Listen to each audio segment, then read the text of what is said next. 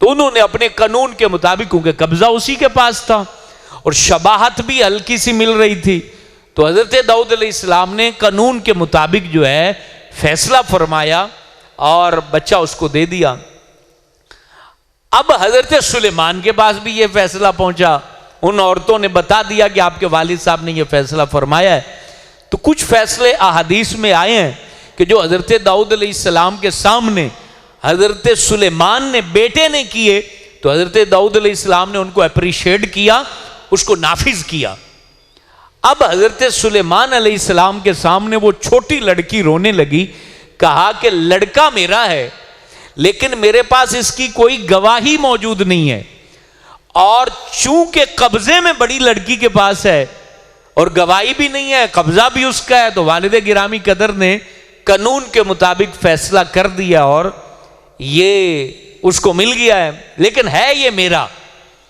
तो हजरत सुलेमान अलैहिस्सलाम ने फरमाया भी ऐसा करो, एक छुरी ले आओ तो मैं इसको आधा आधा करके तुम्हें दे देता हूं, आधा तुम्हें दे देता हूं, आधा उसको दे देता हूं, तुम मान तो रही नहीं हो दोनों। अब जो छोटी लड़की थी वो रोने लगी और अर्ज करने लगी कि हुजूर ये मेरा नहीं है, इसी का है, इसके पास ही रहने दो। जो छोटी थी, बड़ी ने कोई जवाब नहीं दिया। तो हजरत सुलेमान अलैहिस्सलाम ने फिर फरमाया कि ये लड़का छोटी का है, इसी को दे दिया जाए। अब दोबारा हजरत दाऊद अलैहिस्सलाम के पास पहुंचे तो आपने फरमाया भी आपने ये फैसला कैसे किया। देखें, दोनों नबी का फैसला दुरुस्त होता है, ये बात ज़हन में रहे।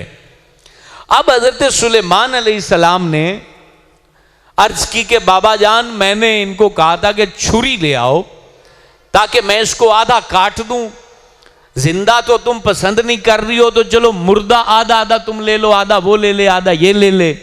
तो छोटी तड़प उठी, तो उसकी तड़प और आंखों की नमी ने बता दिया कि बेटा इसी की कोख से पैदा हुआ है। क्योंकि एक मकसद, मां कैसे छुरी चलती बर्दाश्त करे, क्या इसने कहा चलो मुझे मिल नहीं रहा, इसके पास रहेगा तो जिंदा देखती तो रहूंगी ना। तो कहा कि इसकी जो ममता है उसने फैसला किया है कि ये लड़का बड़ी का नहीं है, ये छोटी का है, जिसने इसके ऊपर छुरी को चलता बर्दाश्त नहीं किया। ये वो माँ बाप की अज़ल की मोहब्बत है जो अबद तक जारी रहेगी, और ये मोहब्बतें भी नसीब वालों को मिला करती हैं, किस्मत वाले इससे हिस्सा पाते हैं।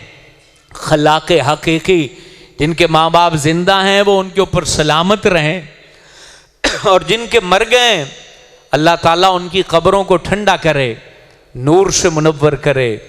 अगर शाम को आप घर जाते हैं और आपकी नज़र के सामने आपको बूढ़ा बाप और मां नज़र आते हैं, तो समझ लें आप कायनात के अमीर तरीन बंदे हैं।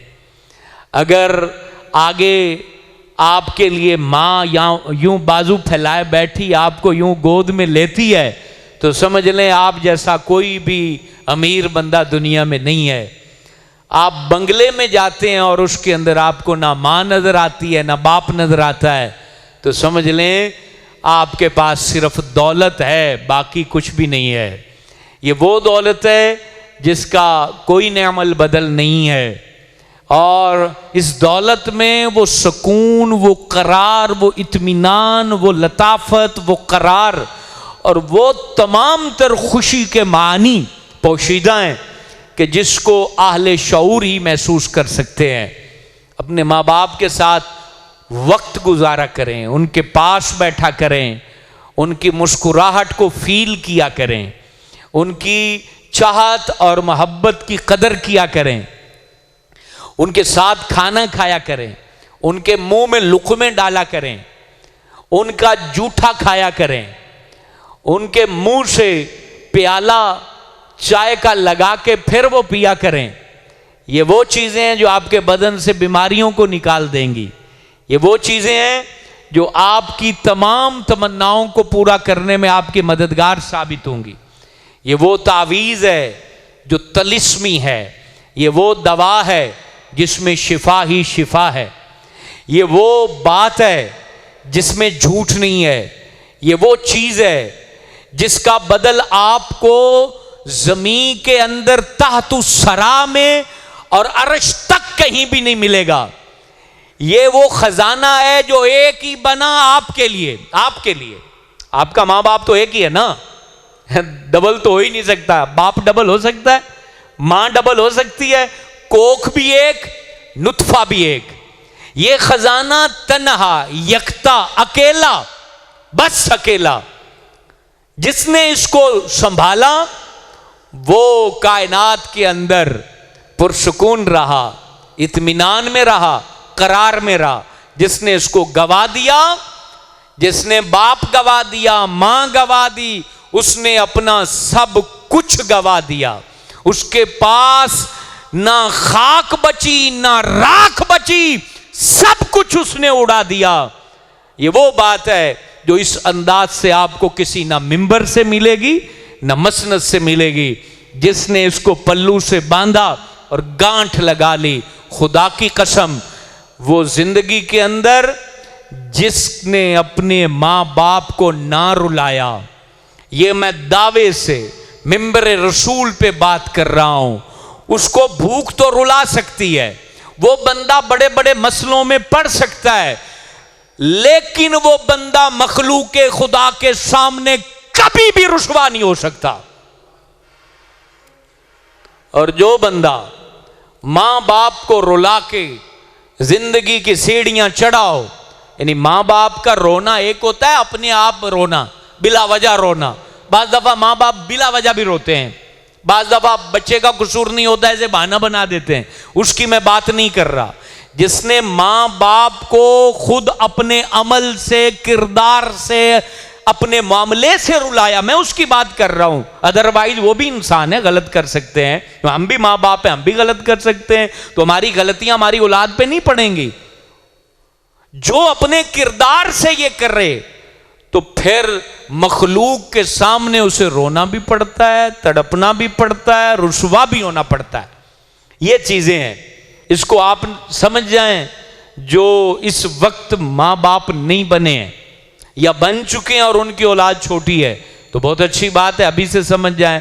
बाद में फिर मसाइल आते हैं मेरे दोस्तों, और ये कहानियां आज की नहीं है, पुरानी है, और हालात से हर बंदा आगाह होता जाता है। हाँ, अलबत्ता बाद औक़ात माँ बाप ना इंसाफी करते हैं। जिस तरीके से औलाद के लिए इंसाफ जरूरी है, इसी तरीके से माँ बाप के लिए भी इंसाफ अशद जरूरी है। माँ बाप पर भी लाजिम है कि वो अपनी औलाद के साथ बराबर बराबर सलूक करे, अपनी औलाद का हक अदा करे, उनके लिए जितना कुछ कमाया बराबर बराबर बांटे, उनके ऊपर एहसान बराबर बराबर करे। माँ बाप के लिए भी जरूरी है, तो सबको तरबियत की जाती है। बाज दफा क्या होता है, एक साइड की बात सुन के दूसरी साइड वाला कहता है, देखा मौलवी साहब ने क्या बोला था।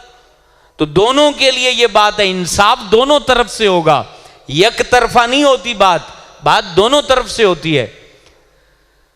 तो मेरे दोस्तों, ये वो मोहब्बत थी जो हजरत सुलेमान ने उस औरत की निगाह में देखी, और वो मोहब्बतें आज भी नजर आती हैं।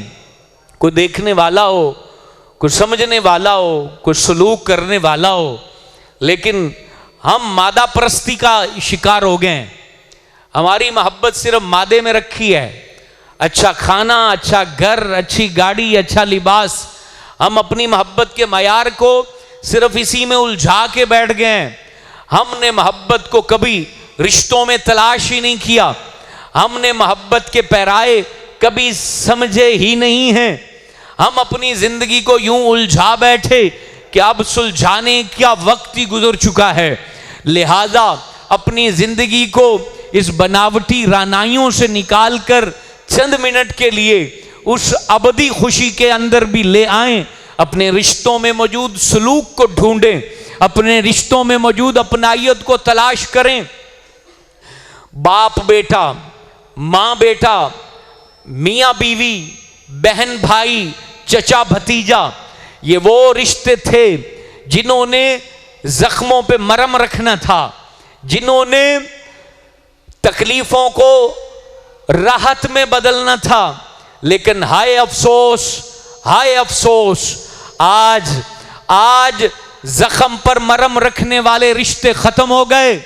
आज जख्म पर नमक छिड़कने का जो सलीका है वो हमने सीख लिया।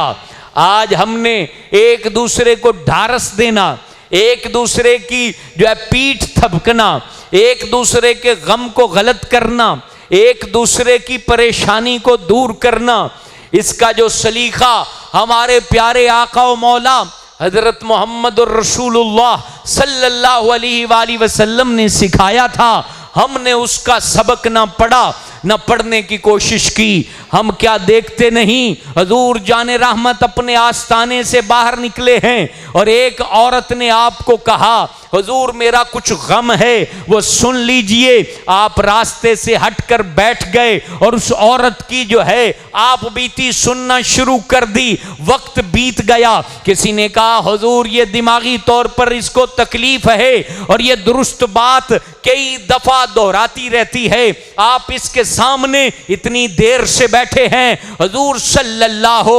अलैहि वसल्लम ने इरशाद फरमाया, ऐ लोगों अगर मैं भी गम नहीं सुनूंगा तो कौन सुनेगा। अरे लोगों, आज मां गम सुनाना चाहती है, बेटे के पास वक्त नहीं है। आज बाप दर्द सुनाना चाहता है, बेटे के पास वक्त नहीं है। कभी आप गौर कीजिएगा कि कितने दिन हो गए आपने अपनी मां से कोई गम सुना हो, अपने बाप के पास बैठकर एक कप चाय इकट्ठे बैठ के पिया हो, कभी अपने बड़े भाई पर आए हुए कर्ज के मुतालिक पूछा हो कि भाई कोई रास्ता मिला, कहीं से कोई आसानी नजर आई। आपने कभी अपने ताए से पूछा हो कि आपकी बेटी को शादी नहीं हो रही, 40 साल हो गए हैं, प्रॉब्लम क्या है। कभी आपने अपने मामू से पूछा हो आपका फुलाना बेटा इतने दिन से बीमार है, उसके लिए दवाई कहां से ले रहे हो। कभी आपने अपनी फुफ्फो से पूछा हो फुफ्फो जान आपका शौहर फौत हुए इतना अरसा हो गया है, आपके घर में आटा कहां से आ रहा है। ऐ कलमा पढ़ने वाले मुसलमानों, रिश्ते डूब गए, ताल्लुकात मर गए। अगर किसी को कोई याद आता है तो मौलवी के ऐलान पे याद आता है,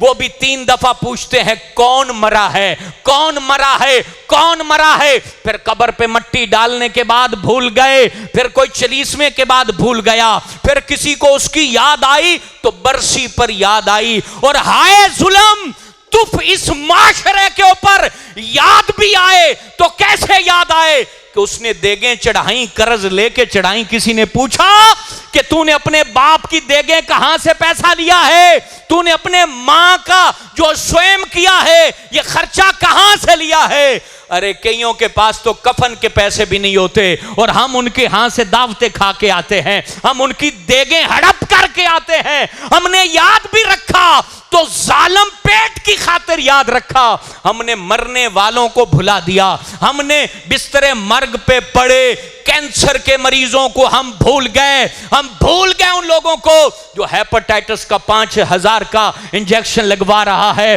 किसने कैसे स्टंट डलवाए। हम भूल गए हम अपने उन रिश्तेदारों को कि उनकी आंख चली गई तो ऑपरेशन कैसे हुआ, उनकी किडनी फेल हो गई तो उनका जो है ऑपरेशन कैसे हुआ, वो जो है वो डायलिसिस पर थे तो उनके डायलिसिस कैसे हुए। हम भूल गए। हमें कोई याद आया तो सिर्फ मरने पर याद आया।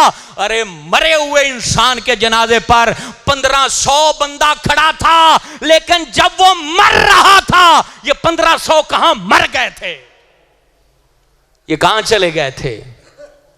किसी ने उसको रोटी तक नहीं पूछी, किसी ने उसके जनाब उसकी मैयत के खर्चे तक को नहीं पूछा। ये माशरा कहां चला गया, ये किसकी सुन्नत को अदा करने पर लग गए। हालांकि हमारे महबूब तो कांटा भी चुभ जाए तो हाय करते, हाय मेरा उम्मती, हाय मेरा उम्मती, इसको कांटा चुभ गया। अल्लाह ताला से कितना बड़ा वादा ले लिया कि मेरे महबूब तेरे महबूब उम्मती के पैर में कांटा चुभेगा, वो दर्द बाद में होगी, फरिश्ता पहले नेकी लिख देगा। ऐ मुसलमानों, ऐ कलमा पढ़ने वालों, मैं इसीलिए बार बार तड़प तड़प कर तुम्हें अर्ज करता हूं, मुझे खाना खिलाने के बजाय अपने बूढ़े बाप को खाना खिला, मुझे नजराना देने के बजाय अपने बीमार रिश्तेदार का ख्याल कर, क्योंकि उनकी जो अस्पताल में एक लवारस पड़ा होता है ना, खुदा की कसम, उसको तो नर्स आके अच्छे तरीके से इंजेक्शन लगा दे तो 1000 दुआ वो मरीज देता है।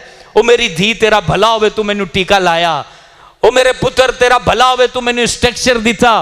तो मेरे भाई जरा बता, जिसने अपने रिश्तेदार का एक वक्त का बीमारी का बिल चुकाया हो, 1000 देगे चढ़ाने से वो अफजल है। एक बिल बीमारी का और वहां दवाई का और अस्पताल का चुका दिया हो। हम सिर्फ वो कहते हैं ना, चूरी खाने वाले रांझे बन गए और हमने हक अदा करना जो था वो हमने अदा नहीं किया। शरीयत मुताहरा ये नहीं चाहती है।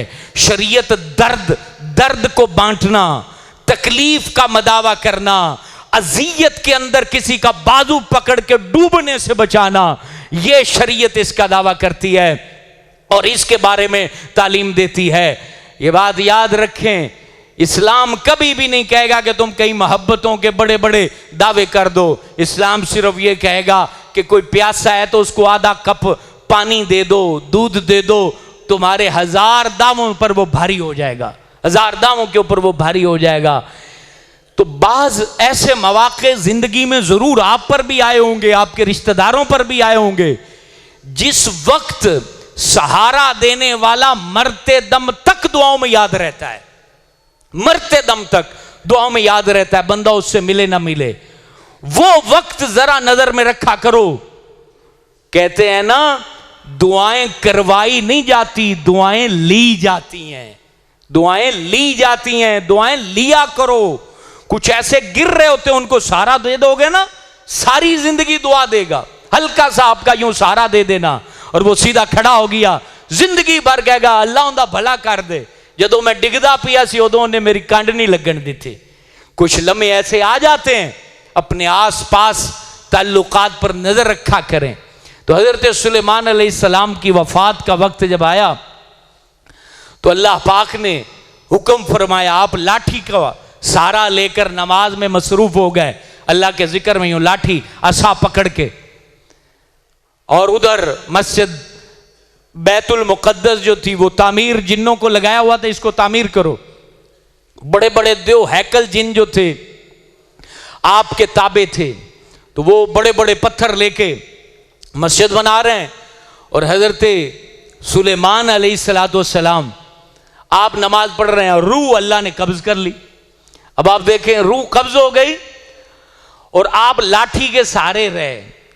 अब ये नबी की शान दिखाना मकसूद था और जो जिन कहते हैं हमें गैब का इल्म है उसका रद्द करना मकसूद था। दोनों बातें एक साथ अल्लाह पाक ने हजरत सुलेमान के वाक़े में वाज़े कर दी कि जिन्नों को इल्म गैब हासिल नहीं है।